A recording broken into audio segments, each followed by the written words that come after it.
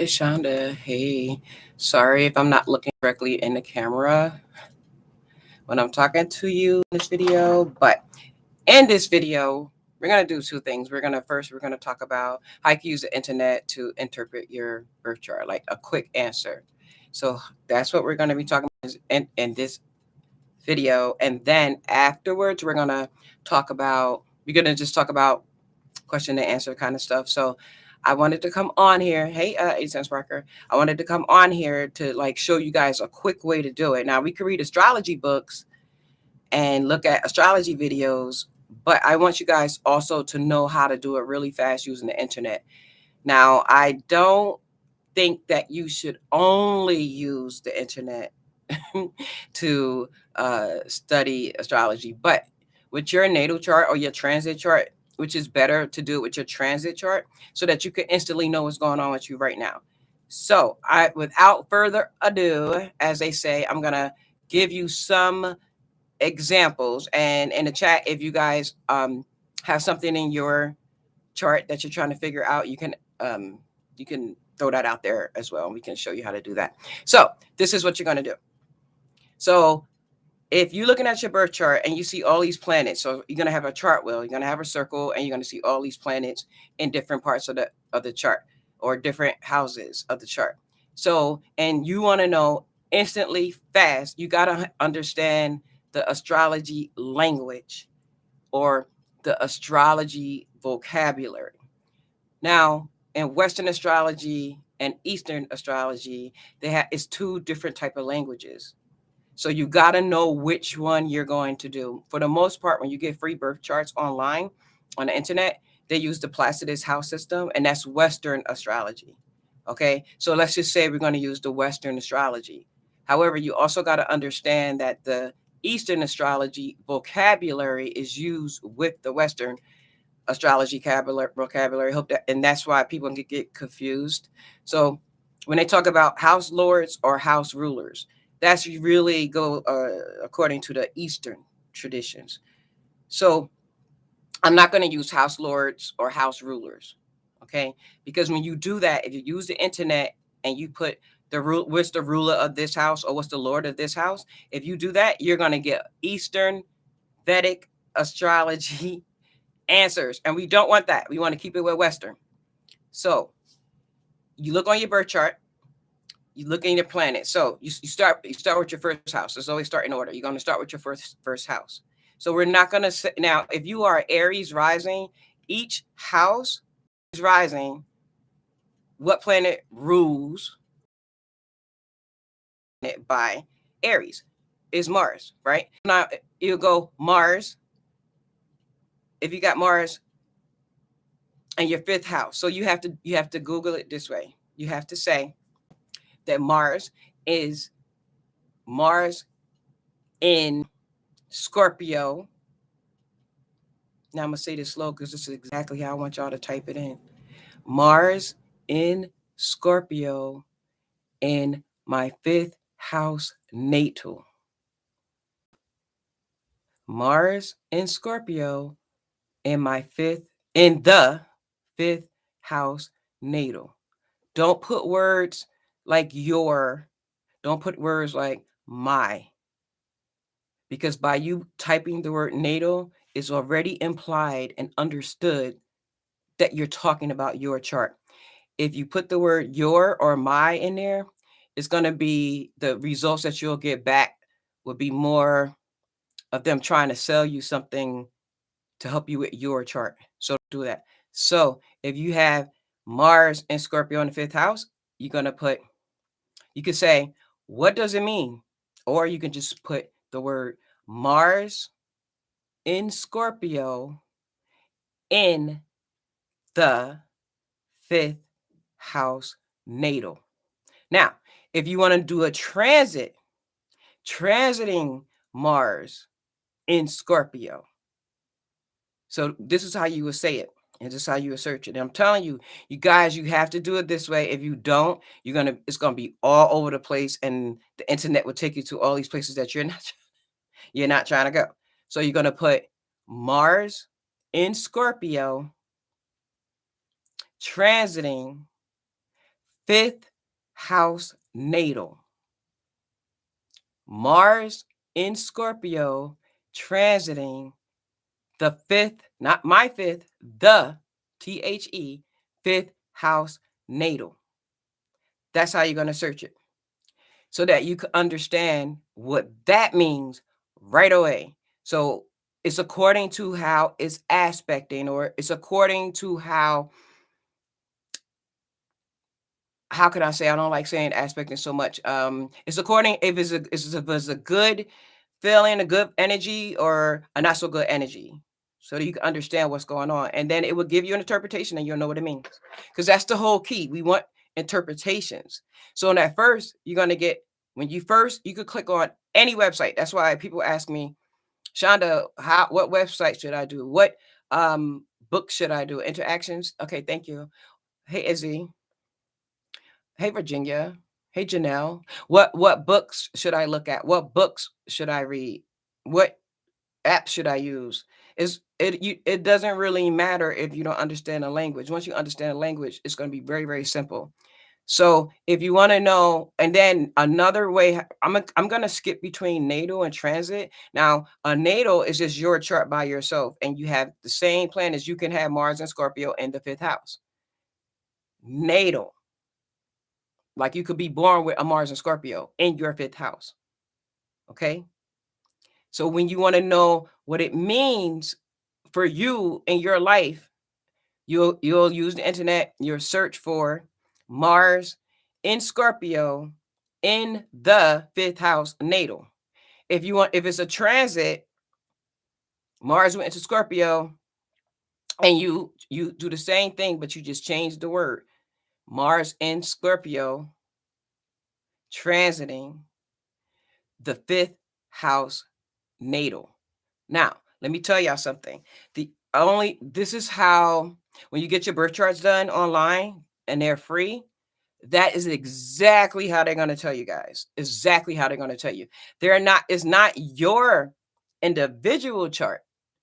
It's whoever have a Mars in Scorpio in their 5th house, in their natal 5th house, is the same interpretation. Whether you use an app, whether you Google it, whatever, it's going to be the same interpretation. So if 10 people have Mars and Scorpio in their 5th house, it's going to be the same definition.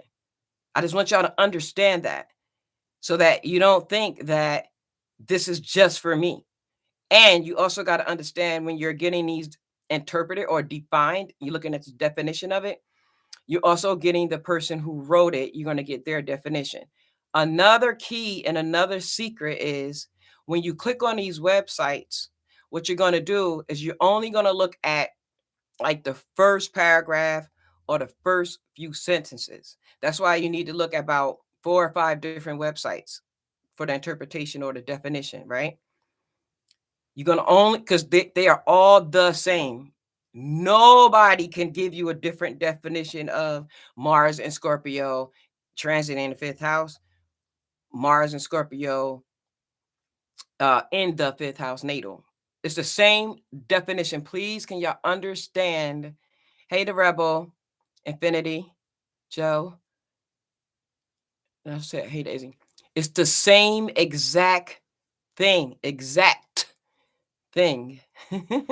Okay, so please believe that. Now, the only reason why I want you to do the first paragraph, because when you go into the second and third paragraph, the author, the person who wrote the information on the website, they will start giving you advice. So they'll say something like, for example, if they say Mars and Scorpio in the 5th house in your natal 5th house, right? And you look that up. Now they're going to tell you the actual definition of it, but then they're going to give you advice. Like I would give you advice. I would tell you, if you got your Mars and Scorpio in the 5th house, and yes, you're natal, I would tell you to stop having tantrums and getting mad when y'all playing games or y'all playing sports, because you want to fight all the time. Now that's my interpretation. Okay. What I need you guys to do is get your own interpretation. So you just need the definition / interpretation. I always try to look for other words other than the same kind of word. So that's what you do. So you have to watch at least 4 or 5 videos so you can understand how, 4 or 5 videos, 4 or 5 websites. Click on 4 or 5 websites and you're going to get the first. It might even have 2 sentences. Say, Oliver, it might have like only 2 sentences where it'll give you the actual, what does that mean? Mars and Scorpio, 5th house transit, Mars and Scorpio in the natal house. Okay. So I don't know if A. Parker is there. She said, it's like if I, whatever, Venus in the 10th house. I'm trying to not use the G word, guys. That's why I said the internet. I think I changed that on my channel too. I don't think I put in there that G word. I think I put, because the G word is not the only search engine we can use. You have to get the websites to be precise. Yeah. So I like that definition as well, Izzy. It doesn't matter what website. Please do not get caught up in that. It's not, because it's the same information, it's the same thing, but it's just defined a different way based on whoever created the website's opinion. You don't want their opinion. When you start feeling that they're telling you advice and moving away from the facts of what Mars and Scorpio and the 5th house mean, you have to stop reading it, because what you're going to do is you're going to start thinking that what their interpretation of it is what it is. Like I just said, if you got a Mars and Scorpio transiting your 5th house, and you might be a low key, you might be, like just playing games for fun ordinarily, but if it's a transit, you might be getting extra mad and get in a fight. You typically don't. When you're playing football, you might like give an extra elbow or something, but that's a transit. So you got to understand what that is. But if it's in your natal, you get mad often. If it don't really affect you, and people just know that's how you play, you have a tantrum and you get mad and stuff like that, then don't worry about it. Don't change it. That's just, now you know that's just how you are. That's just how you were built. If it is causing you problems though, like learn what it is and then say, you know what, I'm gonna change that. Yeah,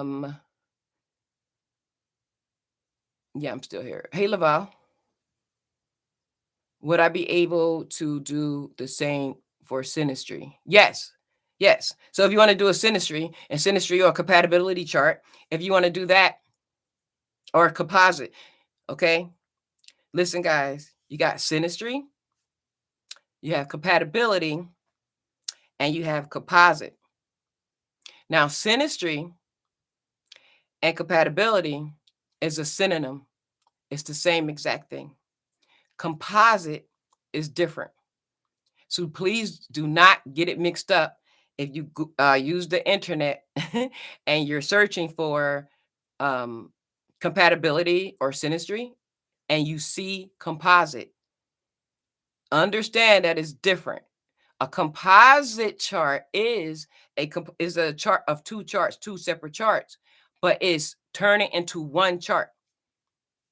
So it's like one chart of 2 people, and it's giving you the chart of your relationship, of the relationship. Now, some people might say, oh, that's cool. Well, I would do that secondary. First, I would do my synastry or compatibility chart to see how we interact with each other and where we're going to be good at, where we're going to be not so good at. And then I understand that. And then as time go on and I understand him or her individually and us together as a couple, then I will look at our entire relationship. So composite, please remember, composite means one chart. They're taking 2 charts and turning it into one. I don't really consider that valuable though. I don't, but that's just me. So again, see, first I'm going to tell y'all the facts and then I'm going to say what I think. That's the same thing when you're looking in the on the internet. They're going to tell you the facts and then they're going to tell you their thing. And you don't want them to tell you their thing. It's fine to have an example, but you want to interpret your own stuff. This is how you interpret your own stuff. Now, based on your communication, your presentation, I can like turn lights out and make it really dark. And, I could do different things. I could do that to make it seem, but it's just the way how I'm interpreting it. But that's not really the main thing. The main thing is the main thing. Okay. So, Another word or two words that you might come across when you're studying, and I'm going to tell you exactly what it means so you don't get freaked out. It's called roving, and I'm going to spell it. Not that you guys can't spell, but I have an accent, and sometimes, the Jersey come out of me, the Jersey. Okay, roving, R-O-V like Victor, I-N like Nancy, G like girl, roving. Delegates. Roving delegates. Now, the easiest way to understand what a roving delegate is look at both of those two words. Roving, moving around. You're roving. I hate saying that word. It's a tongue twister for me. And then you have, which, you're roving. And then delegate. You know how you have like other political people that's going into America as a delegate? So they don't have the power of their country and follow their laws, but when they're in America, they have power. It is not just a tourist. You get it? So because they're a delegate from they're representing that part of their country. Okay. Now, so a roving delegate is if I have, say, okay, I have Mars in my 9th house. So that's a roving delegate. So Mars is not originally in the 9th house. Mars is originally in the 1st house, right? But as it was moving and roving around when I was born, it ended up and it stopped when I took my first breath in the 9th house. So it's not from the 9th house, it's from the 1st house, but it ended up. Or that's a roving delegate, or they will say the ruler of the 1st house is in the 9th house. The ruler of the 1st house is in the 9th. So they might not even tell you the planet Mars is in your 9th house.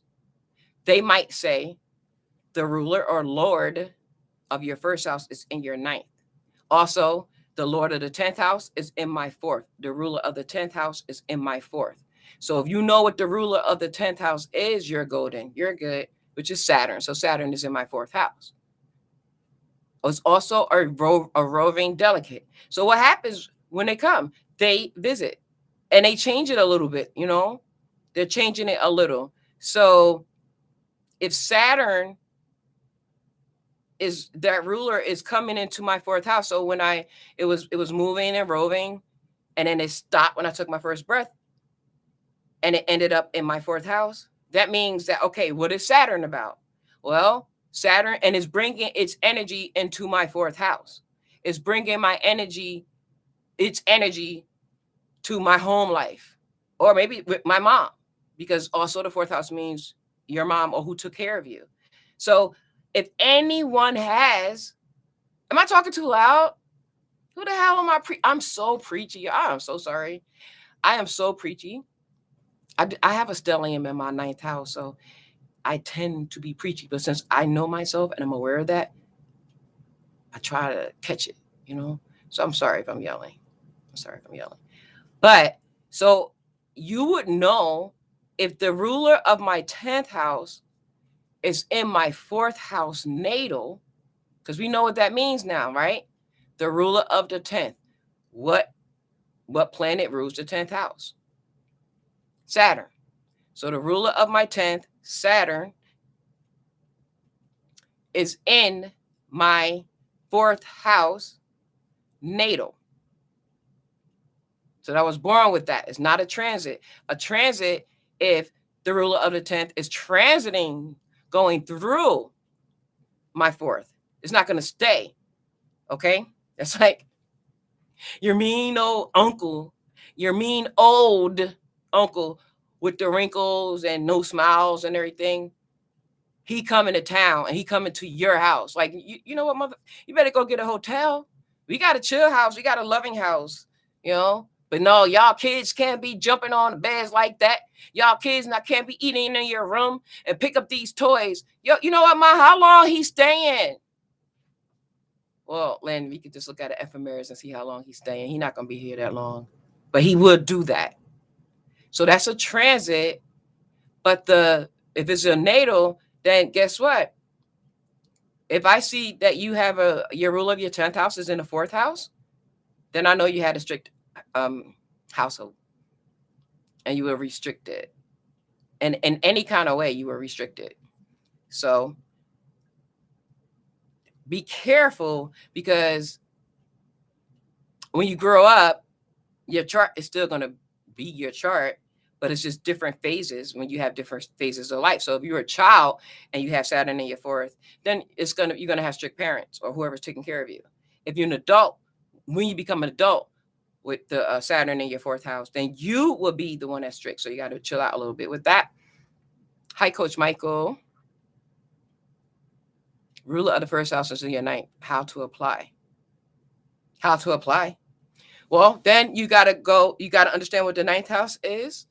And then you have to first know yourself, because now that you know the ruler of the 1st house is in the 9th, now you got to know yourself, because now you got to interpret it yourself. Now I could interpret it for you, but then I'm going to say it could be this, or it could be that, or it could be this, or it could be that, because I'm interpreting for you.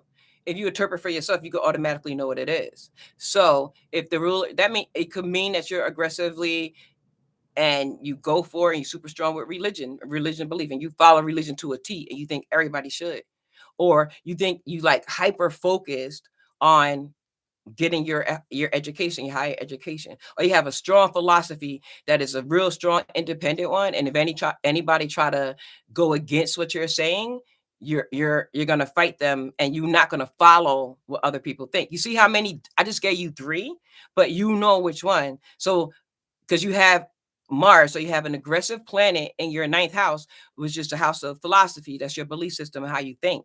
It's higher education. It's long distance. You might be a person that you could move anywhere without being afraid. You could be like, you could go to a whole another state across the country and just move. And then you don't even need to know anybody there, and you can independently make it. So it's according to your situation. Okay. Would I be okay? So I hope I answered that question about the synastry. Can you guys like the video? Oh, thank you, Joe.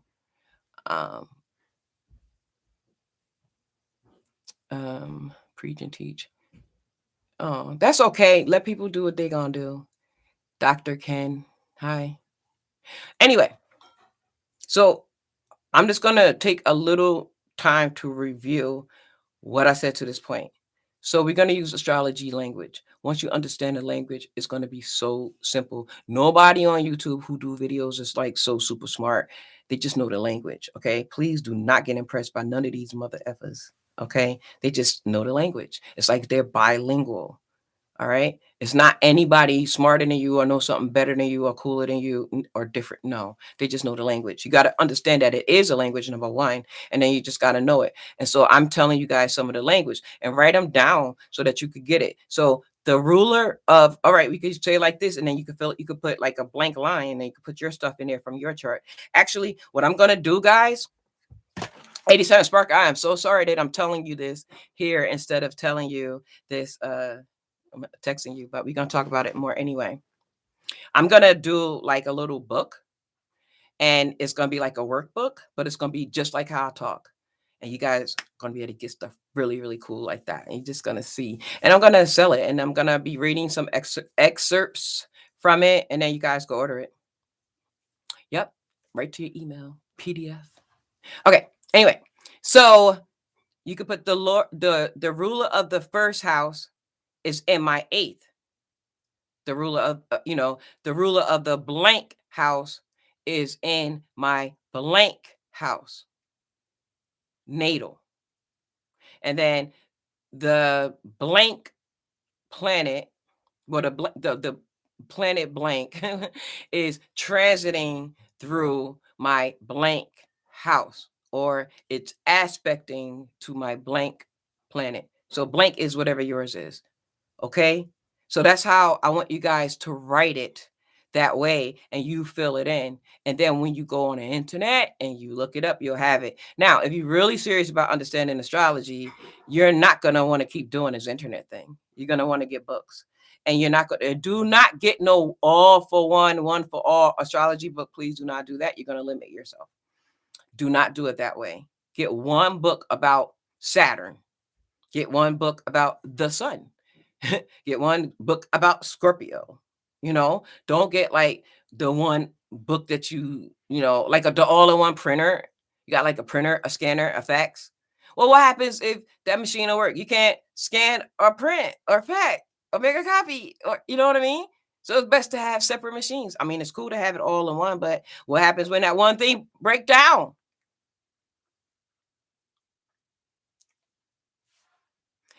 You have Mars in your 11th house. Now, so if you have Mars in your 11th house, you can interpret that. But when you could study with that, but when you go on the internet, you're going to say Mars in whatever your Mars is in the 11th house natal. You got to have a complete sentence. You got to have a complete sentence, because you're going to get stuck, and we're not trying to get stuck, right? Hey, Sovereign Prime. I like it. Aquarius. I liked it. Aquarius, Sun, Pisces, Moon. Aquarius, Sun, Pisces, Moon. I know somebody else I think they're Pisces, Sun, and Aquarius, Moon. Aquarius and Pisces, Sun and Moons. Either way, those are really, really cool and into technology. And you know what? So, Sovereign Prime, you're going to be one of the Shonda cult classics. Like, I'm telling you, I'm a cult classic. I'm not like one of these popular, trendy people on YouTube. I'm a cult classic. And when people looking for real astrology, they're going to come back to me. That's a manifestation, and that's a fact. So you're going to be one of the people who's going to come back. Anyway, I can't wait until your book come out. Oh, thank you. Right. I had to get many, and it's been fun. I had to get many what? What about asteroids? There are so many. Well, if you want to look at now, let me tell y'all about some other stuff. Now, you have asteroids, but which ones do you really want to focus on? You know what I mean? I mean, they say Chiron is an asteroid, but then they say it's a low-key planet, because they do associate Chiron with Pluto, especially in the astronomy world. They associate that. They don't call it. But I mean, you might look at Eros, you might look at Juno, but I wouldn't really focus on Juno, because basically what you're doing with these asteroids, if you understand the zodiac energy, you can use the zodiac energy and apply it to the houses, so you won't have to do it. Because if you know a 7th house energy, and you know the zodiac sign energy and the planet energy for your 7th house, when you do Juno, it's the same thing. You get it? Just like Vesta. Vesta is like Virgo and Scorpio mixed together. So Ceres, all of them, I mean, that's up to you guys. I don't think that, I mean, although we can go outside of the typical planet zodiac sign thing, although we can go outside of that and try to get a deeper or bigger understanding, once you get it, you're going to be like, oh, okay. It's not like telling you some new information that like, oh my God, I'm so glad I did that. But stick to the basics first, memorize that first, and then go above. Do not skip the other part, because you're going to paint yourself in a corner. I hope that answered your question. When is your book coming out? Very soon. Very soon. This is my Saturn period, guys. Remember I told you about the annual cycles, everybody had the 7 annual cycles. And this is my last cycle before my birthday. So it's going to end October 25th. It came in on September 3rd. So it's a Saturn. So, but it's the end of my year. It's taking everything out that I don't need. Is the endings. Everything I don't need, so that I can be prepared for my sun cycle on 10/26, which I hope y'all all join me for my birthday. So I can't do any plans that's going to start and end in the 7th cycle. I can start a long-term goal. Like everybody, like all Scorpios is going through this right now. Every last Scorpio is going through this right now. And after the Scorpio season's over, every Sagittarius is going to go through it. It's a cycle. I might do another video on that. Shonda, I know you got the true astrology, so 11th house, your 11th house energy. Hey, Renee. Thank you. Saturn, Aquarius return. Yeah. Okay. So again, make sure 100% that you guys understand how to use astrology language. It's not so much like a full language. So that's like the good news. So it's not like you gotta like if you gotta learn Spanish, like every single word. You got to learn every single English or every single French word. It's not that like that kind of language, not that kind of extensive.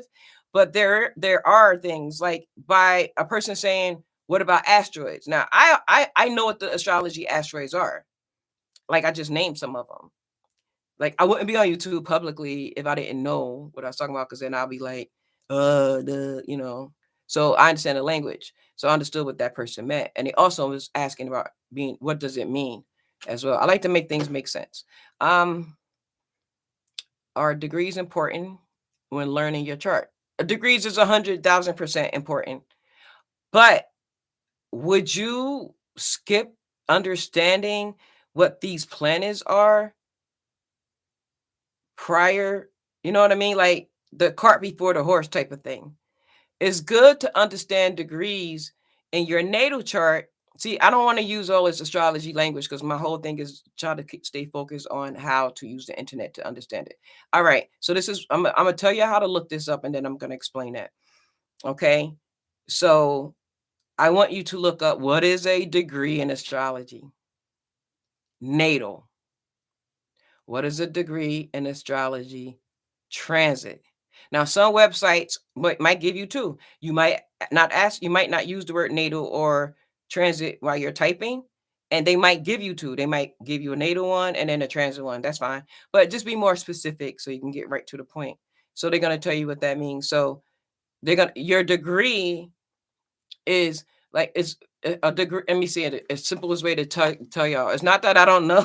It's like I want to just make sure I'm making things make sense. That's my whole goal on this damn channel. Make things make sense. Okay. It's how much you'll feel or not feel something. Like think about your family, you know, think about your sister and your brother and your mother and your father, your nucleus family. You're going to know them the most and you're going to feel the effects of them the most, more than your cousin or your aunt. You know your mom more than your aunt. You know your dad more than your uncle. You know your sibling more than your cousin. And you got your second cousins, right?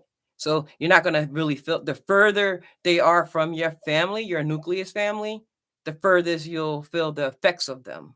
But they're still there. So say my Pluto is in Virgo. My sun is in Scorpio. So that's a sextile. So that means my sun and my Pluto sextile. But how often do it sextile? Just how much does that affect me natally, personally? Well, not too much. It don't go against me at all because it's sextile. But it's 26 degrees my Pluto, and my sun is 3. So you can use the orb another way by saying, oh, okay, well, it's almost 29 degrees. And it's just 4 degrees away. But I don't look at it like that because I don't feel the effects of Pluto and Virgo aspect of my sun, because more than likely I'm from Pluto, so I don't really feel it. I just look at my actual planet. So that's how I look at that. But a transit, the degree, again, the degrees is how close something is. Remember, it's 30 degrees. You're never going to see the word 30. I mean, the word 30, the number 30 degrees. You're not going to see that, but you're going to see like 29, 59, and 59 seconds. Okay. That's the degrees. Now, so you can see how close something is. So it's according to what degree the sun is in. If it's going to oppose a degree on your chart, the transit, that's the current. The transit is the current. The natal is what you're born with. Please understand that. So you're always going to use that first planet. If transit is the planet that's currently in the sky right now, which right now the sun is in Libra, right? So since the sun is in Libra right now, right? So it's transiting. The sun is transiting, moving, right? So how many degrees is it to the sun is to whatever planet your sun is. And that's when you're going to know and feel the effects of it. That's how we predict. That's how we give forecasts with the transits, okay? Movable planets. Some degrees are scary. None of the degrees are scary because the degree is just a number. So you go from 0 to 30. So a degree is not. It's if you look on your chart, and if y'all it's according to how your chart is designed. So it's like a look at a degree also like a coordinate, like on your GPS. I don't know if y'all know how to read a map without using the your phone. Just look at an actual map, the coordinates of a map, right? If you want to look for something, it's coordinates, or it can go that way, or it can go that, or it can actually be right in the middle of the country, right? It's a coordinate. So your degree, if you look on your chart, well, you'll see all these little dots, or I call them, well, what they call are tick marks. And it's 360 of them. And every location of every planet and every zodiac sign and every house cusp. Well, let's don't talk about the house cusps. Let's just stick inside the not outside the chart. Those are your degrees. So when I was born on October 26th, the sun was 3 degrees in Scorpio, 3 degrees and 18 minutes in Scorpio. So on my chart, you're going to, and then my house, I was in the 10th house. So on my chart in the 10th house, you're going to see a little tick mark next to Scorpio or next to the sun. Okay. So you're going to see 3. That's just where I was born. That's why we need the date of birth, the time of birth, and the location. We always need the location in order to do a birth chart so that they could put the coordinates on your chart. I hope that answered your question. So it's degrees are not scary. They don't do anything but tell you the location, and then they could be used in other ways. But it's not the degrees, it's the aspects. Now, maybe you're talking about aspects. What the aspects are, what somebody said, the interactions. That's a good way to say they said it. Okay. My North Node is in Leo. Is this my life purpose? Yes. South Node, of course. Say please for me. Yep. That's exactly what the definition means of Leo and Aquarius, North and South Node. So if that's your life purpose, if our North Node is our life purpose and our South Node is a comfortable place for us and it keeps us in our comfort zone, then we have to do what it kind of says, right? So if I got to reach towards being more of Leo energy and not Aquarius energy where I'm comfortable, then I got to utilize and activate my North Node in Leo. But that's hard for you to do, especially since you're Aquarius. It's hard. So mine is the Aries North Node, so mine is hard too. They're all difficult, and nobody can't say. If somebody ever tell me that their North Node is easy to do, then I'll just say you don't know what a North Node is. Okay. That's what I'm on, the aspect perspective. That's what I'm on, the aspect perspective. Now, what is an aspect in astrology? Somebody said interaction. I say it's the energy, the chemistry between 2 planets or 2 zodiac signs. It's just energy in between. So the aspects that they use certain degrees, right? On the chart. Remember, it's 360 degrees. So you could just study degrees on chart and just learn all about degrees and what it means. But it's not scary or anything like that. It's just telling you where things are located and how, astrology is about time and space, right? So what's, what position and time and how far they apart and just geometry kind of math, right? Or at least that's part of how they create the birth charts. So if a conjunction is 0 degrees or 360 degrees, it conjuncts. It means it did a 360 or conjunct. 360 degrees and conjunct is the same thing. In one way, they're saying it in a degree number form. In the other way, they're saying it, or the same way, I guess, they're saying it in a word form. So the word for 0 degrees is a conjunction or a complete circle, like soon, in about 10 more days, the sun would have went all around, went through each zodiac sign until it got to us, which is Scorpio, on October 26th. Well, we got to definitely check an ephemeris to make sure exactly what degree is going to be at the time I was born, which is at 11:25 a.m. So I got to look at where is the sun going to be start around October 26th. It might be October 27th. You know, our birthday is not exactly the same every time. The day, for the most part, is 99% the day, but it could change because of the transit. You got to look and see where the actual sun is at. So people don't like that. Some people don't like change. They want to keep the same thing, but you gotta, it's not midnight. People are like, oh, it's midnight, it's my birthday. No, it's not, unless you were born at midnight. Born at midnight it was, but you were born at 6 o'clock in the morning. It's not your birthday yet. It's not your solar return. So that means that the sun conjunct the sun, or the sun is 0 degrees sun.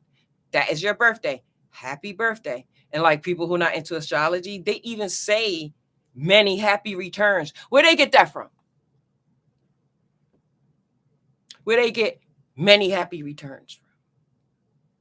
But they don't use astrology. Yeah, all right. But that's a solar return. Solar, SOLAR, not spelling because I think you guys not know how to spell. I'm spelling because of my accent. So solar, hey Chance, solar means sun, right? So the sun returned, or the sun did a 360. So it's called a solar return. So a sun conjunct the sun. Everybody should know what that is.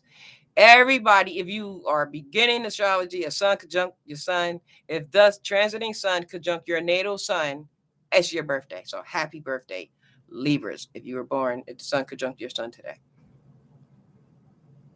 Hey, Anthony. Okay. So another aspect, trine, right? You can use the word trine, or if you're better with the number, use 120 degrees. That's how you can find your trine.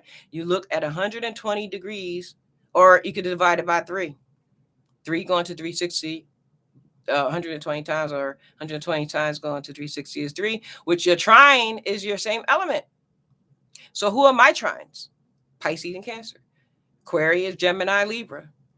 Aries, Leo, Sag, and Taurus, Virgo, and Capricorn. Those are the trines, right? Those are the elements, right? You got the fire, you got the water, earth, and air. So if you look on your birth chart, especially with the houses, you'll see that they are 120 degrees. And if you look at it, it forms a triangle. So it's a trine. And a transit also could form a trine when it transits. So a trine is the word, 120 degrees is the number. It's the same exact thing. Scorpio moon gang. Stage fright. Who got stage fright? I know, infant. You said, don't worry, Scorpio right around the corner. Okay. So then you got sextile. Sextile has nothing, absolutely nothing to do with sex. Okay. Now, if it has something to do with sex, I would be the one talking about it. The first one. Run to the podium and talk about it, but it's not.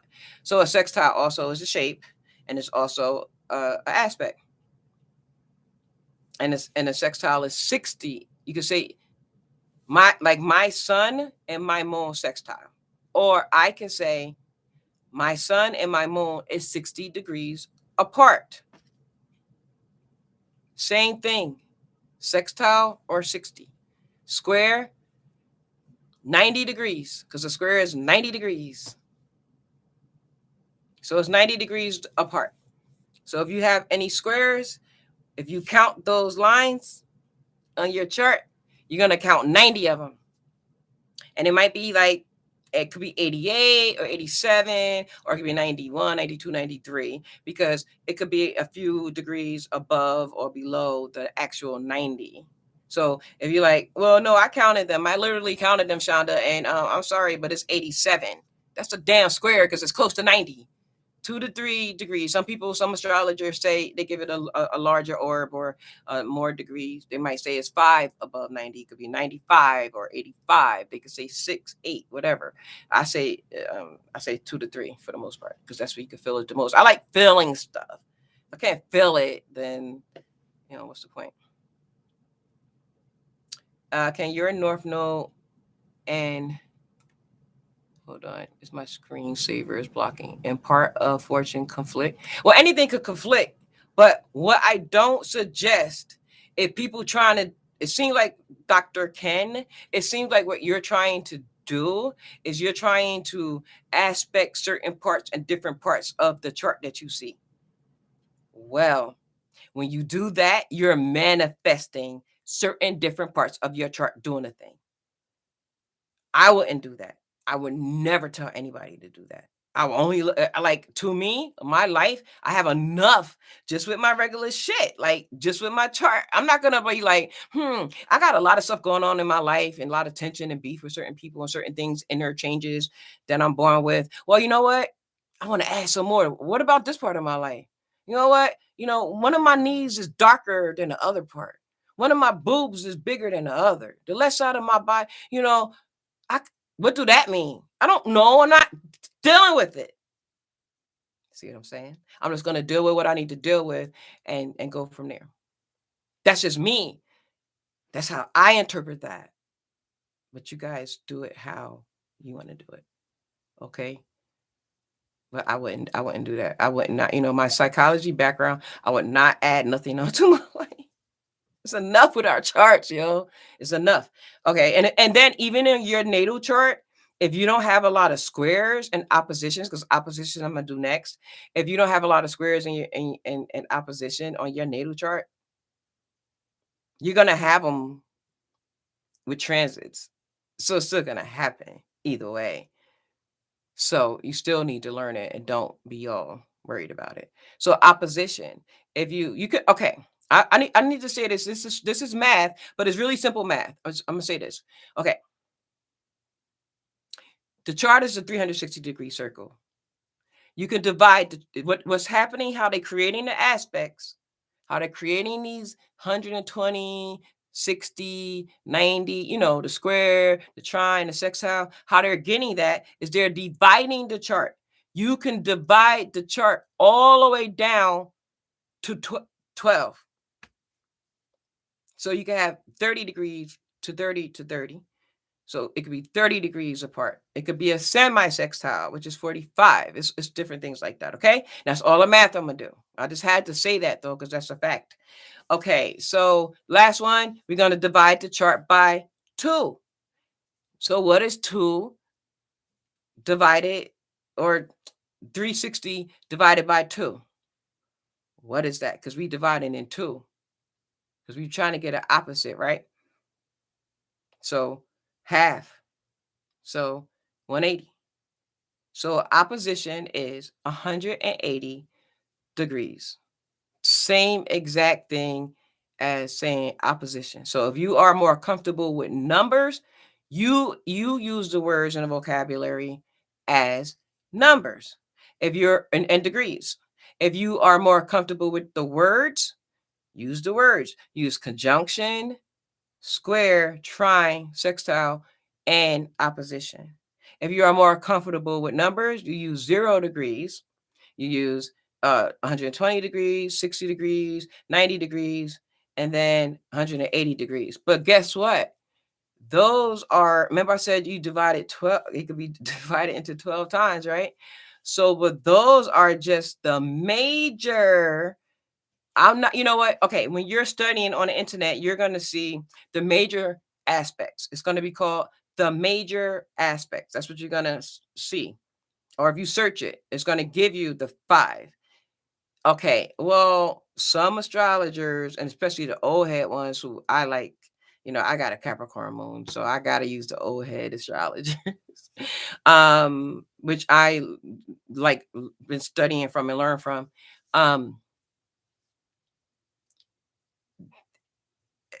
It's not just those 5 that could be major, because they got minor and major. Okay, because a 45 degree, which is the semi-square, 45 degrees, that could be, hey Shona, surprise you're awake. That can be a also a degree, and that could be something, but you got a sesquiquadrate, you got a quincunx, you know, those are also degrees. So, you know, some people are more, so I don't want, as you're studying and searching, I don't want you guys to like look at 150 degrees and they call it a quincunx, and you thinking that 150 degrees and a quincunx are 2 different things, or opposition and 180 are 2 different things. No, one is saying it numbers, one is saying it in words. Why I said in my head 170. Oh, I don't know. Some people don't really like the math, you know. I don't either. Like when I was understanding astrology and I saw these damn degrees and this and shapes and triangles, I was like, what the hell is going on? But then you know, in my chart, it helped me break it down, you know, really simple. So I speak very simple. So a lot of people think that I speak at beginner levels. I don't care. I want to make things make sense, because I want you guys to be able to utilize astrology, utilize this energy that we have around us in your everyday life. Like, what other point we using it for? You know, what's the point if we're not going to use it to better ourselves? So I don't know any other example that I can give you. I think I gave y'all a lot. I don't want to overwhelm y'all about how you can use it, the internet, to look for these things. The only other thing I could tell y'all without, and you could choose to do this if you already did the other part by looking at the planets. You can say,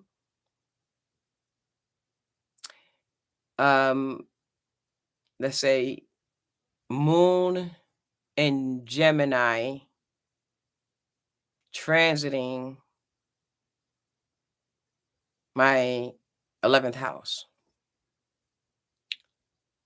Now, do you have a planet in the 11th house? Because this is what I would ask. Do you have a planet in the 11th house? And you say yes. I say, what planet is in the 11th house? And you say, Saturn. Okay. And then I'll say, what zodiac sign? And you say, Sagittarius.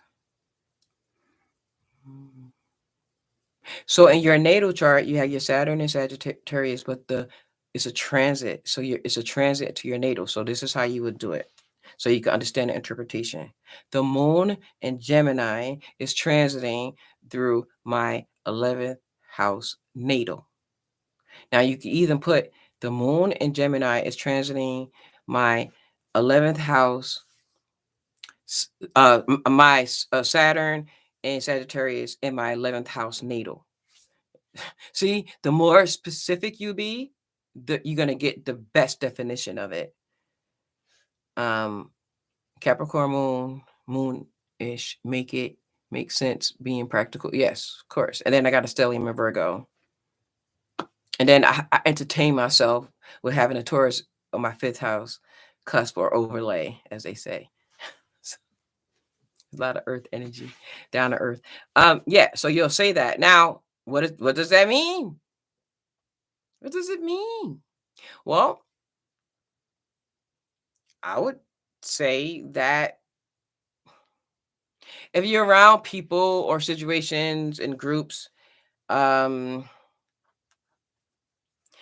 don't take too much offense if a lot of petty conversation and petty banter is going back and forth, because you're gonna want the group to stay on this high level and big words of understanding. And if it doesn't go that way, because the moon is transiting, it could cause you depression, and you're not going to want to be around a group, and you're going to want to stay away from the group. But the moon transiting your damn 11th house is so fast. Look at the degree, see how long it's going to be in there, and then just don't say nothing.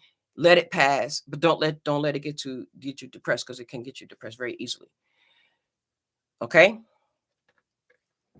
All right. So do anybody have any other questions for your Shonda cult classic? I'm telling y'all know, you know what? Search the internet for a cult classic. That's what I am. Because I'm not for today. I'm for later on, man, in the future. And then, classic mean things that do not change, not trendy, not popping, it don't change. You know what I mean? It's always going to be the same. Cult, C-U-L-T. It's not like a cult, but it's like, look, search it. And they all be like, yeah, that's it is, Shonda. So even if I don't ever come back on and do any videos like in the future, when I'm telling y'all, when really everybody get more into astrology, they're going to be seeing my stuff. They're going to be like, oh yeah, she was saying that. What, 5 years ago, like the end of my video going to be like, when I posted it 5 years ago. Then you're like, yo, we got to go and, find her. But I probably have moved on and went somewhere else, Anyway, this is my birthday color here. It's like a plum cherry purplish, but the lights are brown, and it's making it look brown, but it's really not. I just had to say that I am a girl, so I got to say girly stuff.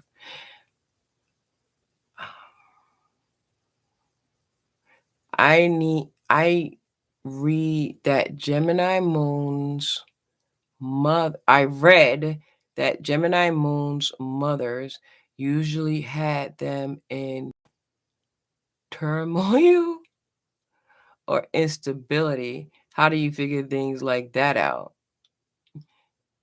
Well, just because your mom was a Gemini. Wait, you said you read that Gemini moon's mother. Just because you have a Gemini moon, that your mother had you, it got to be some more information to that. See, because that had to be proven. Can't just say that, You can't just say just because of that. You got to look and see what house your moon is in. It's like, you got to look at the whole gamut of the thing. Because if you do, you just say stuff like you just said. And then would it be accurate? How accurate would it be? What if a Gemini moon come up here and say it wasn't, I had like the most structured, stable household. All right. So you got to break it down by adding more to it, if that makes sense. Thank you, Shonda. Oh, thanks for my birthday cake. They said it's true for lots of Gemini. Who are they? Who the hell are they? First of all, you got to understand me. I don't give a hell about they. It's you.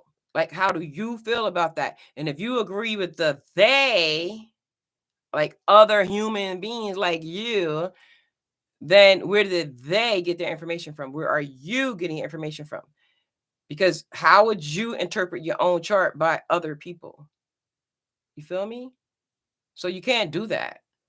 Like, if you are Gemini moon and your moon is in the 4th house, then I could say that you knew everybody in your neighborhood because your mom knew everybody in your neighborhood, and you're not going to want to leave, and you're not going to want to go far, far away, and you're going to probably stay on the same damn block and die in the house that you were born in, or you're going to stay in the same city. And I'm going to tell you ass because I got Sagittarius. I got a stellium in the 9th house. So I'm gonna tell you, at least leave the state and move somewhere. You're not gonna want to move. It's gonna be very difficult for you to move. Everybody. And then things change. But you will be the mayor of your city. I mean, of your street. You'll know everybody who live in your street. Or if you live in a building, you'll be like the mayor of the building. Like block association, stuff like that, because you won't, what changes. Like you'll be like the Karen. What is it? Karen? What would be a male Karen? Ken? But you'll be like the Ken slash Karen of your block if you got a moon in Gemini in the 4th house.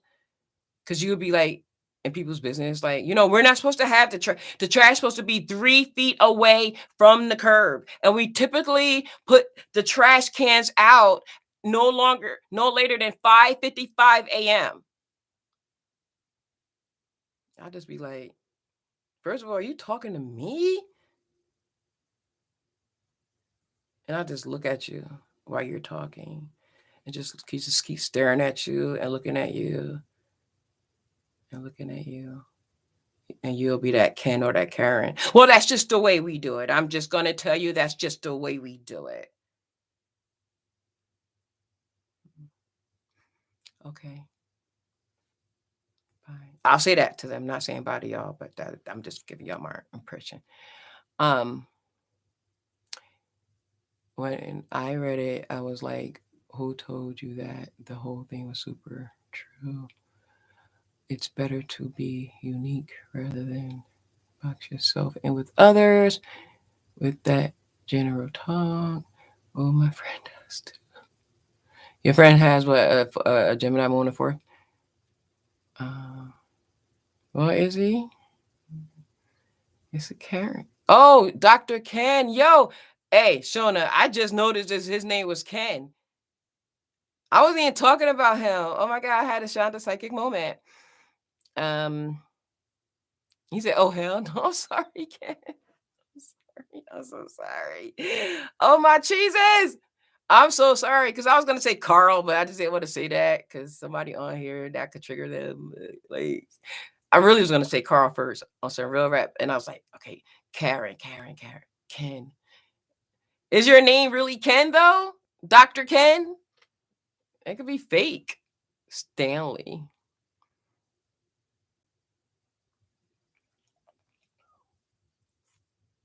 Oh, Stanley is a man, Karen.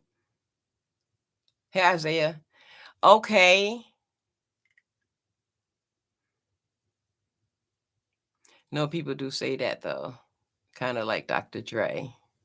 Kevin. No, Stanley. I think it is a Stanley. that sounds so weird. Okay. But anyway, you will be the Karen. Now, you could be a good Karen if you have a moon in Gemini in the 4th, natal. You could be a good Karen where you come and bring me cookies. And you come, I don't have nothing that I can represent a cookie tray, but you come and you bring me cookies and you say, hi, just welcome to the neighborhood and so and so and so. And just to let you know that on Wednesdays, that's when the trash come up. And, you can do whenever you want, but we usually do it around 5:55 this way. And, the garbage, guys, no, I'm sorry. I did not say the garbage guys, the sanitation workers. We have to say it right. The sanitation workers, they're used to our routine. So if you kind of do it kind of after the 5:55, it might not get up and picked up. And we don't want that. We don't want your trash not to get picked up because it's going to smell and it's not going to look good. And the whole time they're doing that, I'm just going to be doing my Scorpio stare and slowly backing up, enough for my door to close in a fucking face. But I'll say, oh, okay, thank you. I'll take a look at that. And before they can say, they'll just see door. Just saying.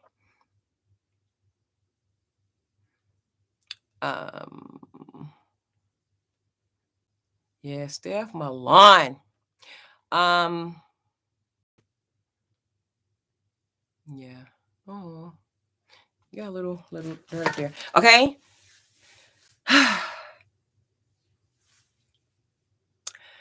I really want to do annual cycles, guys.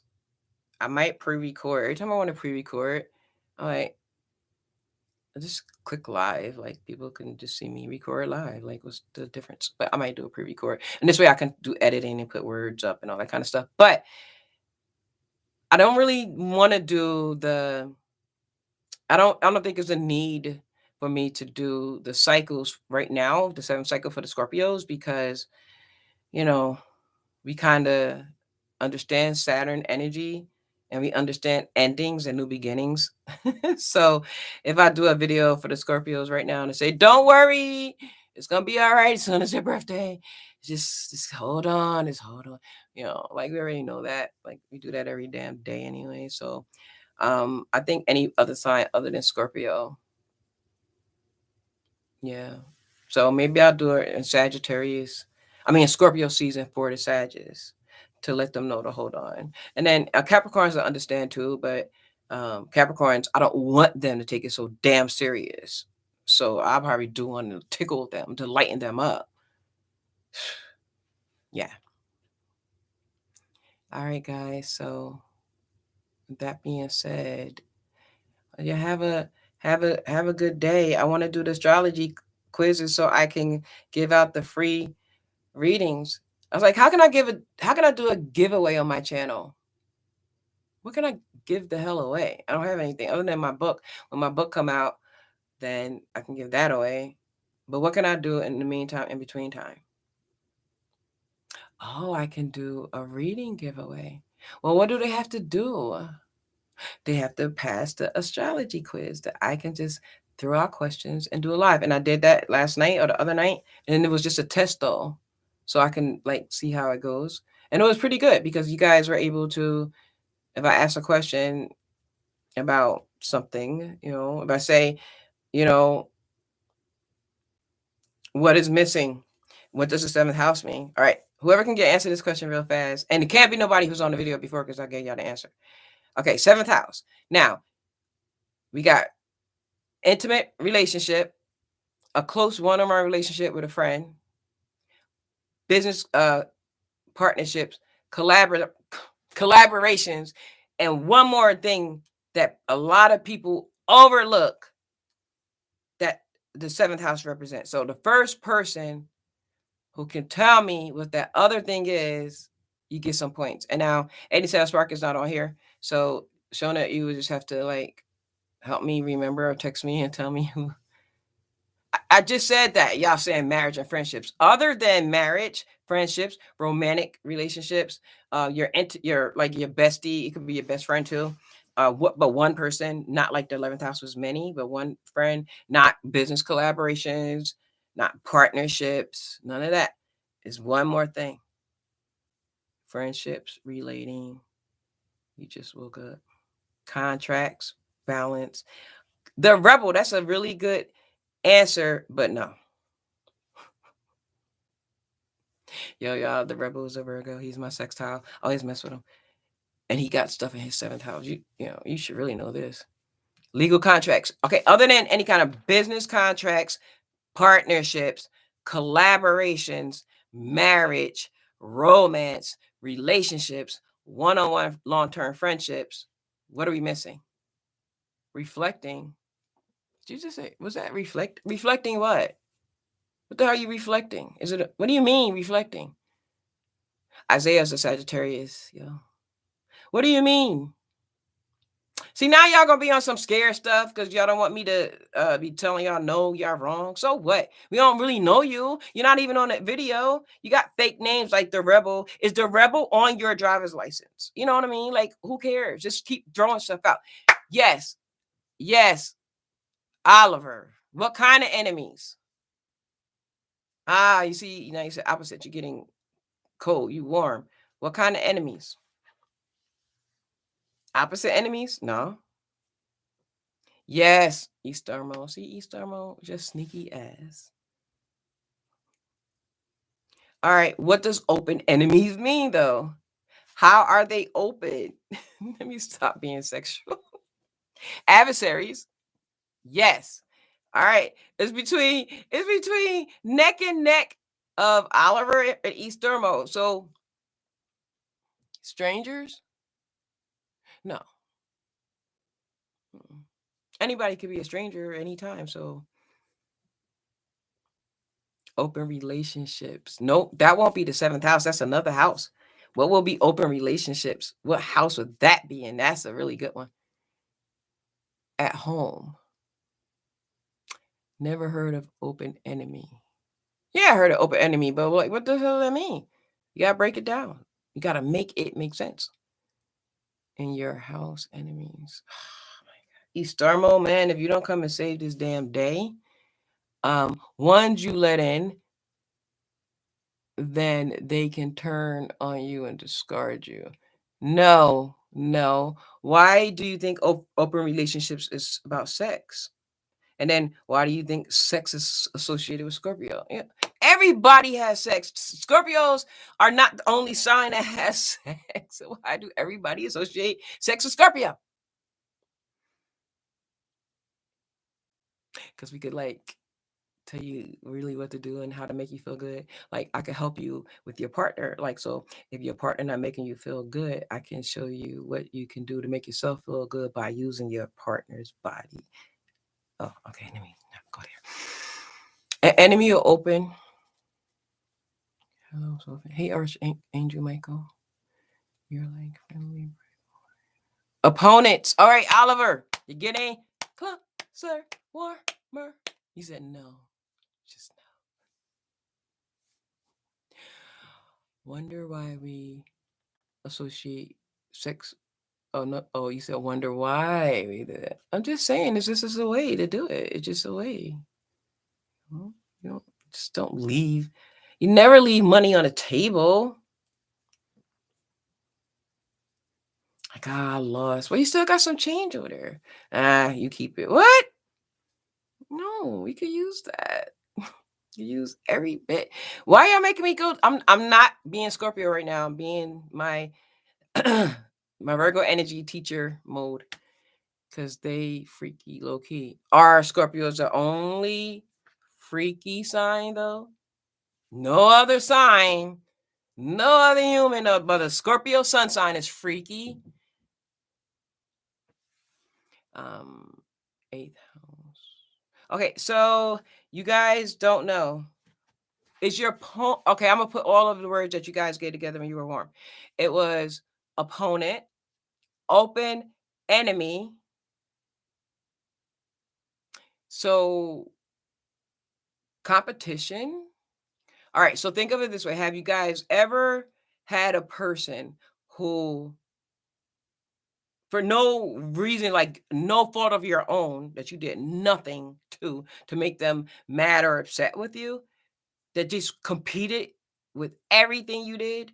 Like, whatever you could do, I could do better. I can do everything better than you. It's a song.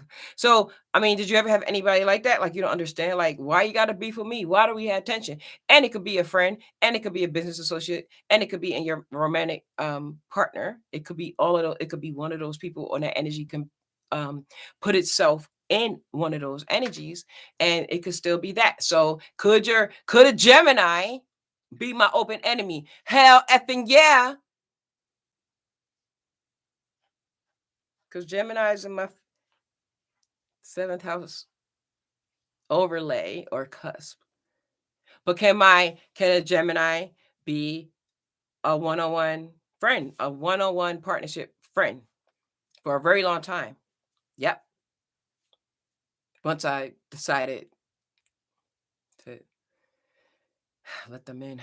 I said that in my head. Yep, and he's really lost. Do another one. What am I? Am I like Zotar? How many people who know Zotar? Do you know Zotar? Remember that insurance company, I think Liberty Mutual or something? And they said, you have to put a quarter in Zotar. So you put the money in the Zotar vending machine and they pop out another answer. Like, I ain't seen not one damn super chat. Oh, yeah. You know what? Oh, yeah. I want to. I can't sell myself a super chat. I want to. In order to get the money, you gotta have a certain amount of super chats, right? So in order for me to get YouTube, if you got $100, because I don't ask for super chats, but if you have $100 or more, they'll give you a super chat. If you don't have the $100, you won't get it. So I needed $3 more. So I'm gonna go on my channel right now, on my other channel. And I'm gonna send myself $5 so I can get the super chat. That's crazy. YouTube ain't, you know, mm-mm-mm. So let me just do that. I don't know. Put a mad face there. Gemini moon. Are you a Gemini moon?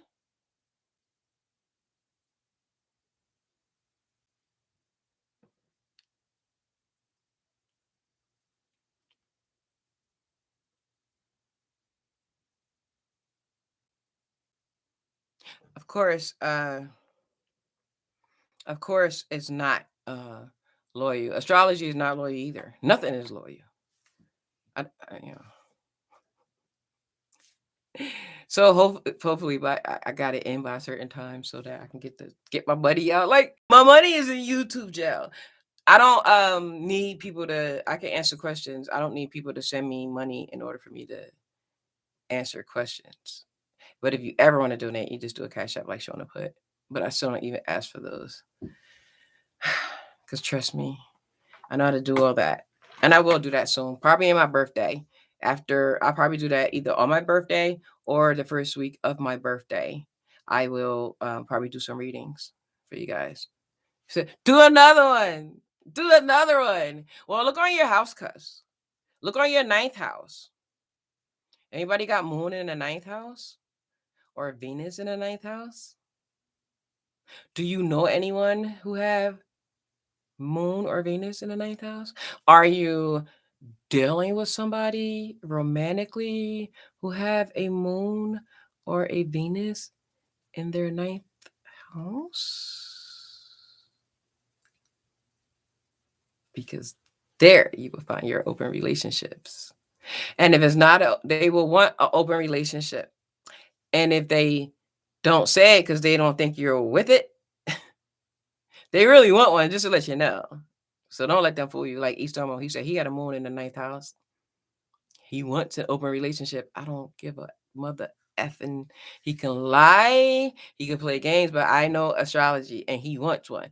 But if he don't feel that you're with it, then he not gonna like pursue it with you, but he would want to do it and he'll probably cheat. Look at him. Don't laugh. Don't laugh. He could cheat or want to cheat or think he could get away with cheating. But he's going to be very keen. If you even mention the word "oh" and "open" that you're interested in doing that, then he's going to be so super happy. Especially if you have Venus in there. If you have Venus in your ninth, it's going to be very difficult. If a dude have Venus in his ninth, it's going to be very difficult for him to be monogamous.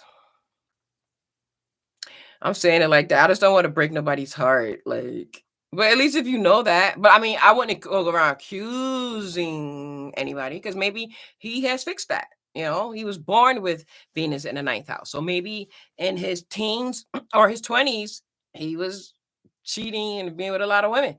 But then he got older and he stopped. So let's don't accuse the people of doing that.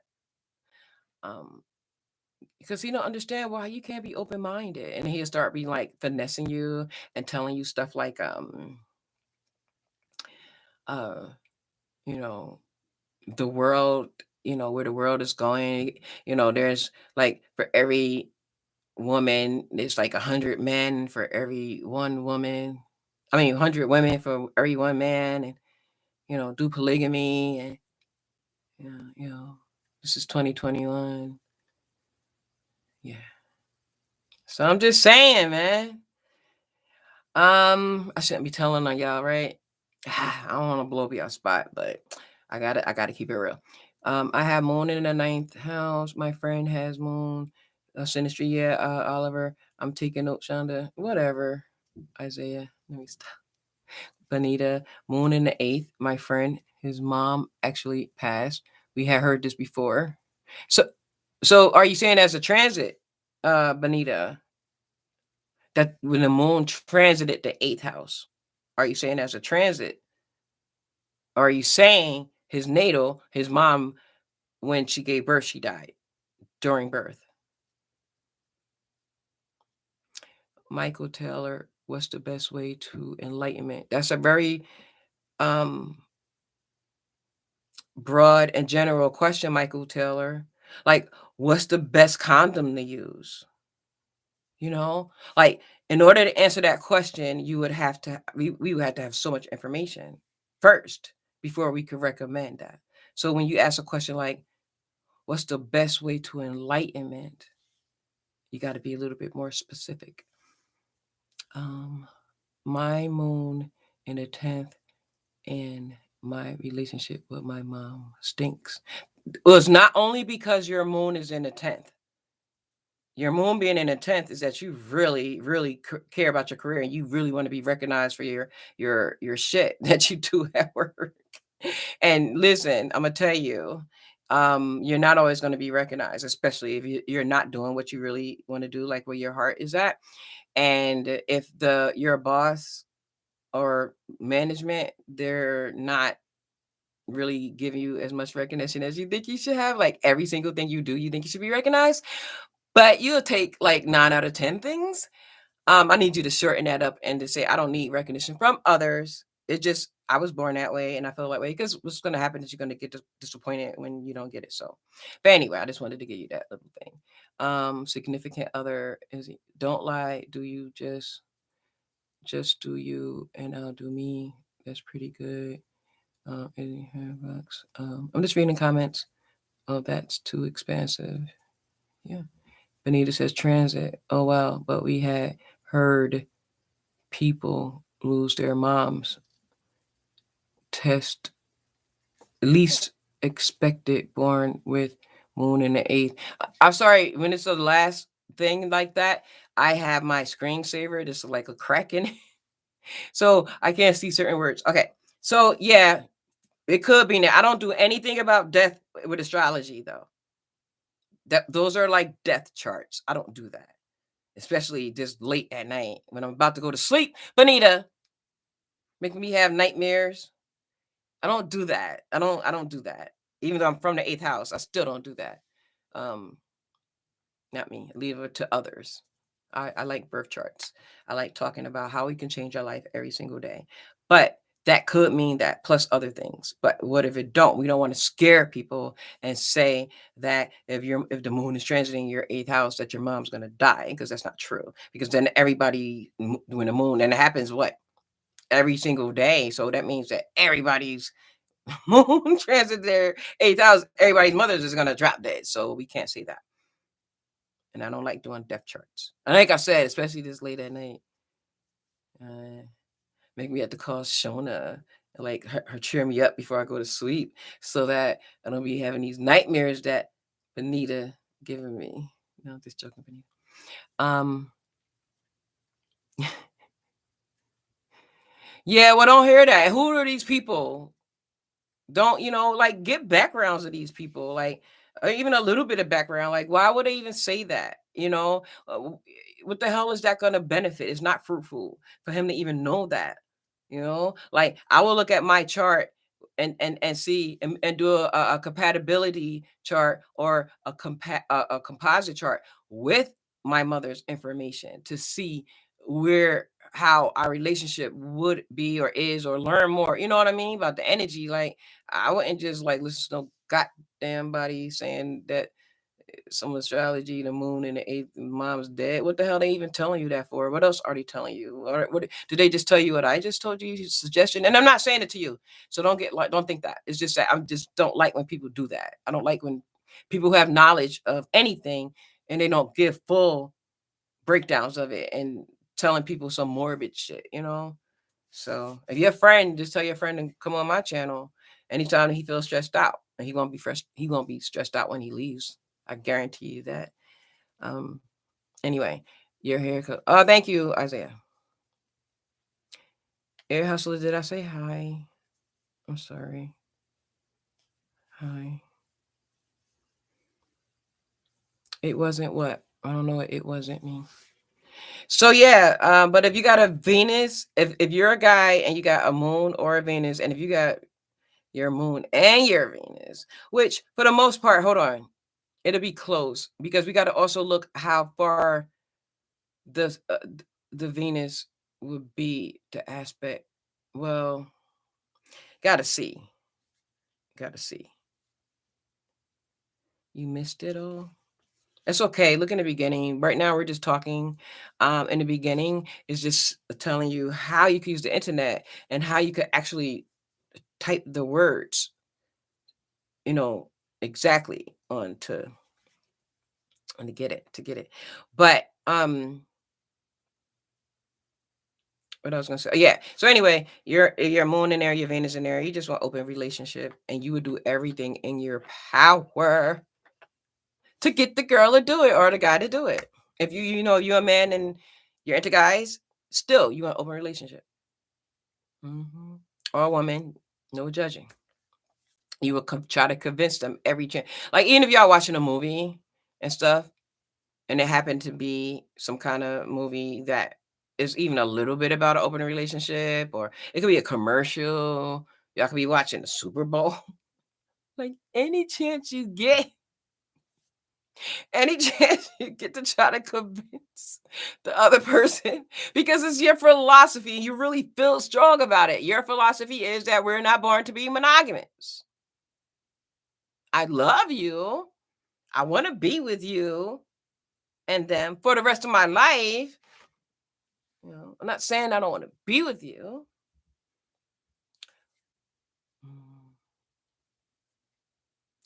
See, now, by Shonda Mitchell saying that Venus rhymes with penis, I know she's sleepy and she's tired because she's like 6 hours ahead of me. So it's 11:18. So it's like 5:18 in the morning. She's probably been up. She's sleepy. Go to sleep. Okay, anyway, my ex and I both Scorpio and Mars in Scorpio. It was traumatizing. I don't know what exactly you're saying because you said my ex and I both Scorpio and Mars in Scorpio. Are you saying that you have a sun? Y'all both have your sun in Scorpio, and also the planet Mars on your natal chart is in Scorpio. You got it. If that's what you're saying, okay.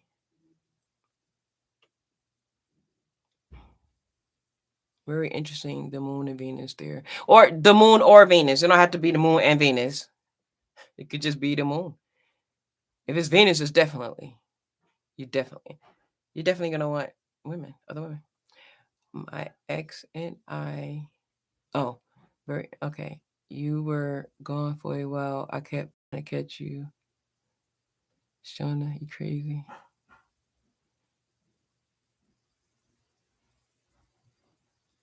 Okay.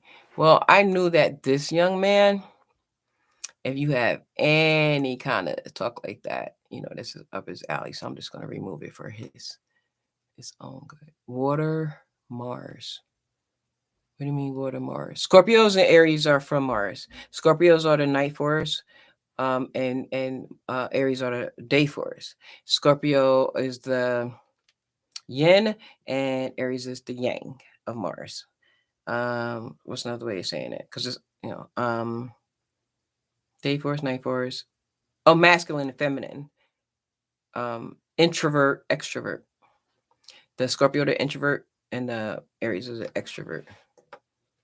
So the Aries, yeah, we both from Mars, but the Aries on the other side of the tracks that we don't talk about. Let them stay over there. Especially on October, October 30th.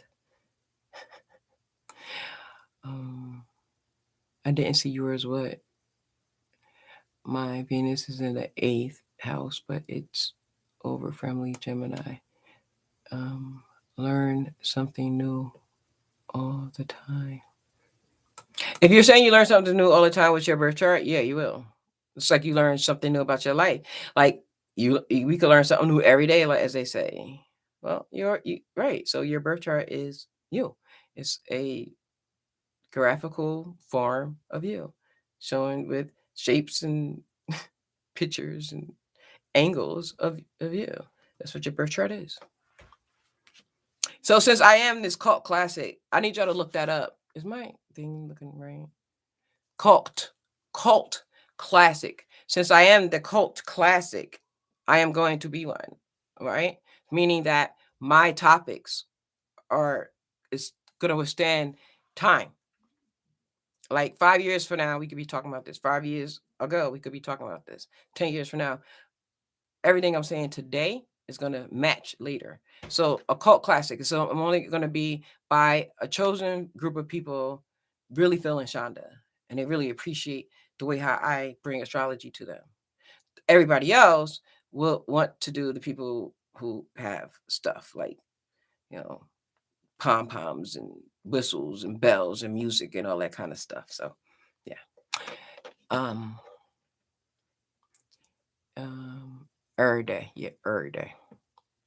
Yeah, cult. All right. That's it, man. The stars don't lie. Which stars? Celebrities? Yes, they do. Celebrities lie all the time. You mean the stars don't lie? You be watching TMZ? You know what TMZ is? It's like a gossip type of show. The stars do lie. We all lie. We are people lie. Yeah. So yeah.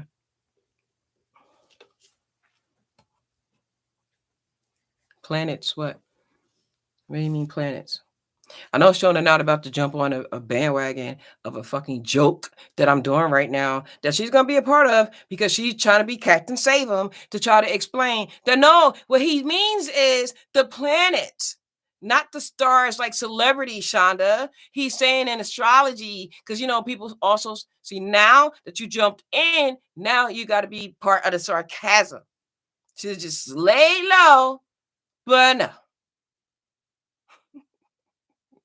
Or like the movies where everybody thought it was bad and then bam, it realized that it was ahead of its time. Yeah, like um West Side Story, like what is that movie? Always say it, Showgirls.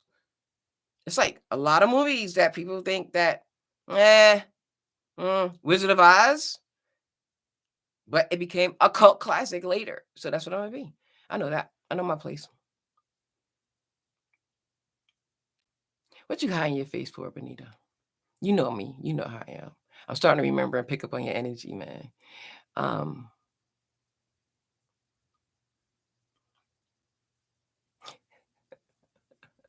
was laughing at it. Yes, Rocky Howard Picture Show. Thank you, Dr. Ken. Dr. Ken, do you be eavesdropping on my calls when I be telling people on the phone? I be saying, have you ever saw that movie Showgirls? And they like, huh? Showgirl. Okay. Have you ever seen that movie, The Rocky Horror Picture Show? And they're like, oh, I heard of it. I said, do you understand that that's a cult classic? Do you know that people actually dress up like the characters and it's like an event? They don't get it. But I'm glad you got it. Me too. I like Showgirls too. I actually waited till they came out. And I like the glitter with the Mariah Carey.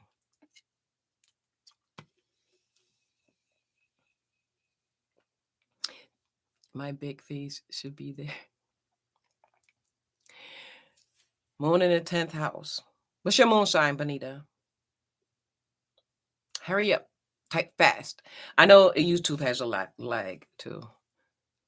Friday is another one. Well, no, a lot of people like Friday, right? I mean, that's just a classic period, yo. Sag. Okay. Well, okay. Then if you 5 degrees, okay. Well, okay, I can say this. It's at first I thought it was a stretch. Yeah, guys, never when we interpret, don't ever do a stretch. don't try to make something be something. Let me hide that. All right, so listen. So Bonita, thank you for wanting me to succeed because I know you want me to succeed in this. I know you want me to succeed in not only this astrology thing that I'm publicly showing myself on YouTube, but you also want me to you will also want me to succeed in any business pursuits that I want to do. And I appreciate that because you know why? because your moon sextile my Mercury. My Mercury is in Libra in the 10th, and your moon is there. So I know that if you ever say, yeah, Shonda, I want you to succeed, I believe you because your moon sextile my Mercury in the 10th. So thank you for having my back. Anyway, Little Shop of Horrors. I mean, I could say that's kind of a cult classic. But it's like movies that when they first came out, people didn't make a big deal, like Wizard of Oz, Showgirls, like stuff like that, or West Side Story. But then they became super popular. I was told we have loose zippers. I love that movie growing up. My mom had to tape Little Shop of Horrors. I love Mercury. Yeah, but my Mercury is in Libra, and your moon is in Sag. So if you could, if you had some kind of magical super public PR powers, you would do everything in your power to uh, publicize me. I say thank you. Thank you for that. I appreciate that. Seymour. Showgirls with that Jesse from Saved by the Bell. Yes. Remember they put the marbles. She put and they tripped on the stairs. I'm not gonna say the plot. I'm just saying that movie. I remember like every part of that movie because I watched it a lot. Because it's different things. It's stupid, but it's like fun stupid. Like it feels like when you're watching it, even though you're watching it by yourself, you feel like you part of a group of people who only like this kind of stuff. I can't really explain it. But anyway, at the Rebel, Jesse, yeah, I'm getting it. You're getting what? How is they an occult classic though? Not occult. When I say okay, so is an, I guess, AN and then space CULT and cult. Or a cult. It is a cult classic. Meaning, you gotta look up cult classic. I'm not gonna even say it. Look up cult classic, and you might start like Night of the Living Dead. Now, like that's like people my age, like the old school people, like Night of the Living Dead. That's definitely a cult classic. And The American Werewolf from London. It's definitely a cult classic. Unless you like one of these people who like really old movies, like you like movies in the 90s, like you'll know it. But yeah, it's according to your ages though. Sorry, my mistake. I thought her name was something else. Lassie, main female. Yeah.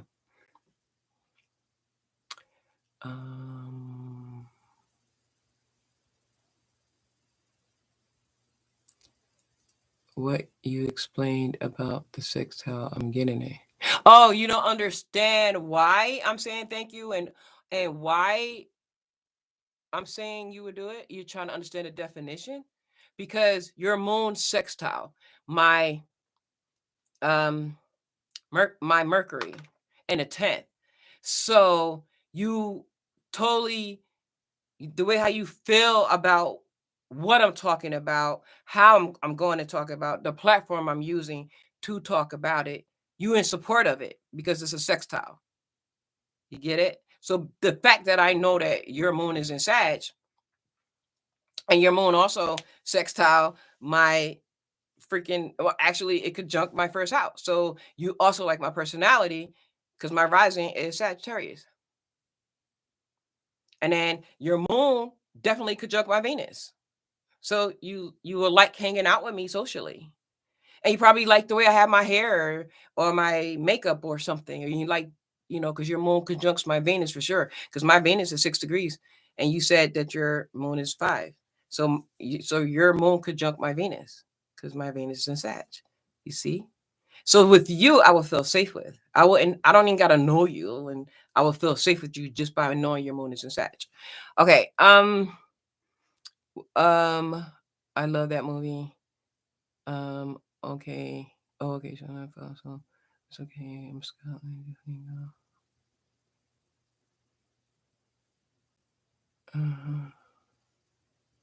Who 5'11"? The girl from the thing?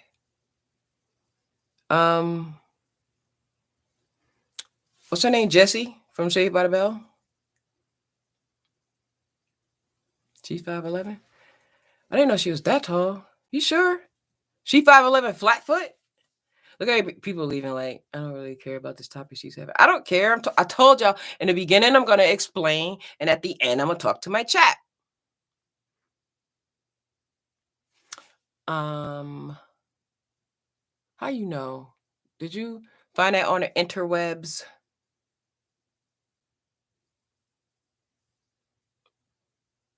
Elizabeth Berkley, I know. Jessie. We know her as Jessie.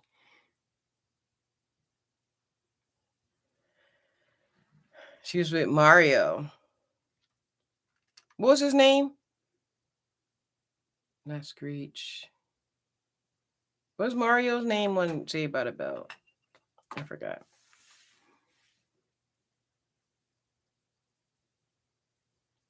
Yeah, I know you do, the rebel, but me and you, again, could never be. And you know why? No, you know why? It's because he, where his 7th house placements are. I would just mess with him every single day about it. I would let him actually talk to these girls. And I'm like, you can talk to y'all because he's gonna want me. He always gonna want me. He's always gonna come back to me. So good fucking luck. I mean, I'm gonna leave the rebel alone. Okay. So squares is transformation, right? A square is 90 degrees, and a square is your lessons that you need to learn. So the lessons that you came into this world with, when you look on your chart and you see any squares in your natal, there are lessons that you and your inner struggles that you can overcome. And then if it's a transit, is when something coming to you that is a time in your life for you to learn that lesson. Always try to submit to your squares. So anybody who's a Cancer or a Capricorn right now, the sun is squaring your sun. So try to submit to authority right now. If you're Aries sun, the sun is opposing your sun. So you should definitely humble yourself during that time because you're not gonna win in the way you want to. Like you might win a battle but lose the whole war because it's opposite. The sun is opposite you if you're Aries. It's the fall equinox, not the spring equinox.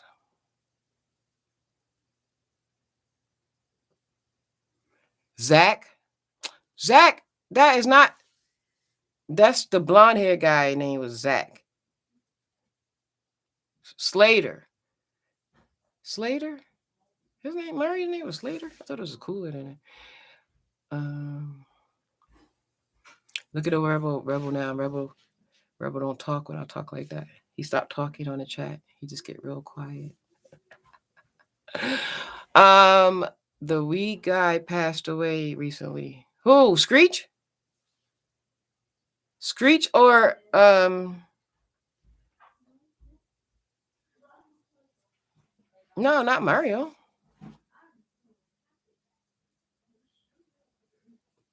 Screech. He died. Oppositions, which is 180 degrees. If you choose to use it as growth, I mean, it's not automatic growth. You can change it, the opposition to opportunity, because what you're doing is a mirror. It's everything that you are not is your strength and your weaknesses. So you're looking at your opposite as a weakness because they're strong in that area where you are not. But you can use that as an opportunity. Like my opposing sign are Tauruses. I never had a problem with a Taurus because I respect their gangsta.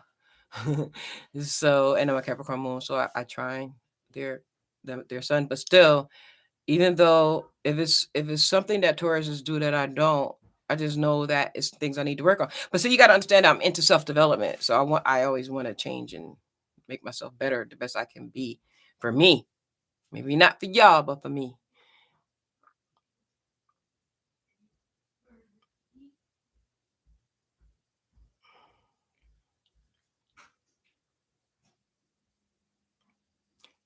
Because it's true to rebel.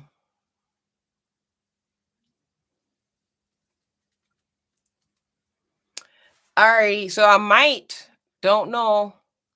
I might keep this entire video up since I'm not going to go on live until my birthday, which is 10/26, 2021.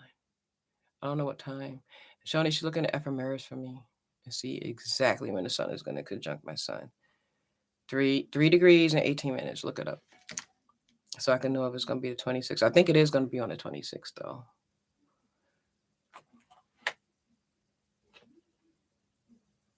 The moon is my 6th house and tripping me up.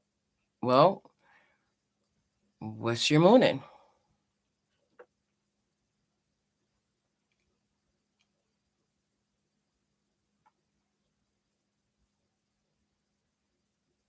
Thank you, Isaiah.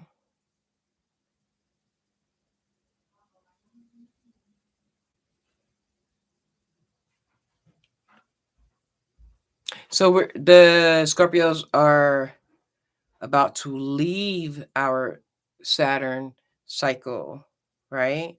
But the Sages are about to start theirs.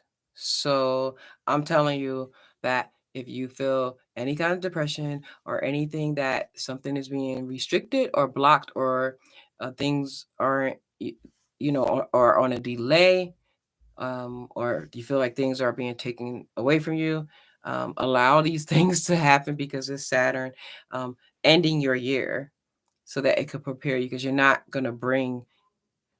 want to bring bad stuff or bad energy or whatever into your new year. So Saturn comes in at the end to clean up your year for you, but sometimes it doesn't feel good. If you don't understand that energy, you be trying to fight against it and you're not going to win. So a lot of things be going down like not so good in life. Like you could lose your job or you can get your car repossessed or get evicted, stuff like that. But if you understand the energy, you can work with the energy and plan ahead for it. So I had so many restrictions. Now things are just starting to open up because it's almost about at the end of my Saturn. Like relationships ended. Like and if sometimes a relationship could end, but it don't mean that you guys broke up and never would talk to each other again. It could mean the relationship could end like that it was one certain kind of way, and now it's transitioned or transformed into a new kind of relationship, you know? So just because something end, it doesn't mean that it's over. See, Scorpio energy is not death like y'all think. It's death and transformation at the same exact time happens simultaneously. It's not just pure death and it's done. It changes, it stops and recycles. It recycles. Shonda, what if I have Capricorn in the 8th and 9th, also Aquarius, Sun, Pisces, Moon? So you have a stellium. You have, I don't know what you have your Capricorn in, but no, then it's not a stellium. You say you got your Sun and Moon in the 9th and the 8th. I don't know what you're asking. Is any moon good in the 6th? Just say, of course it could be. What do you mean? Why wouldn't it be? Why wouldn't any moon be good? Not good in the 6th. First of all, nothing. I don't believe anything. Anything's bad in astrology. That's just gotta understand. Because it teaches its lessons. It's like whatever you might think is bad, like it'll give you a way out. Like, like I don't think it's bad. I just don't like when people talk about it in a negative way, at least to me, because I'm gonna repel that energy because I don't want to manifest that. But no, what do you mean having a moon in your 6 bad? It's according to what your moon is in, you can see how it play out. I can say some things just to mess with that Virgo energy and to say that they hypochondriac. So you might think that every damn element, like you be like, oh my God, what is this? Is this cancer? I'm gonna go and see, go to an oncologist and see if I got cancer. You might have moon in the 6th house, you could be a hypochondriac. Also, if you have moon in the 6th house, you're very nurturing and you care about, what I'm eating. Thank you. When you care about what I'm eating, you're gonna try to cook healthy meals for me, and you're gonna be, you don't mind serving me and helping me out. So it could be good or not, or challenging, or something you got to learn. Would it affect your Sag? So yeah, because you're Sag. I just said all my Sagittarius is chill.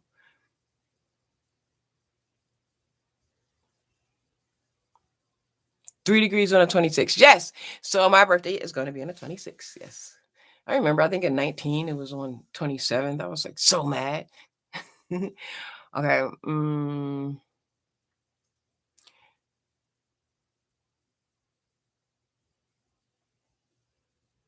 Good night. I'm about to go too. I know I said that 80 times, Shonda, but I'm feeling good. I'm about to end it as well, but thank you.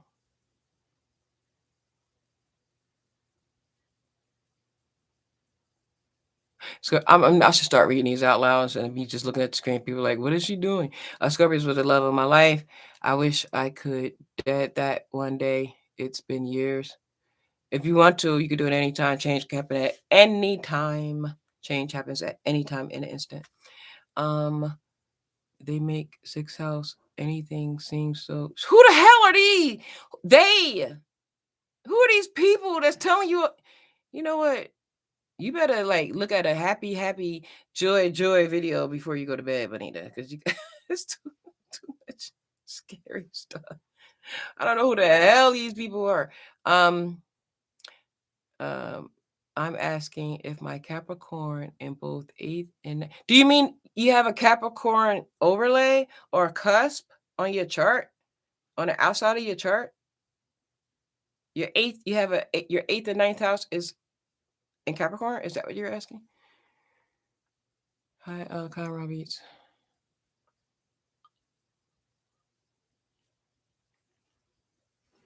Yeah.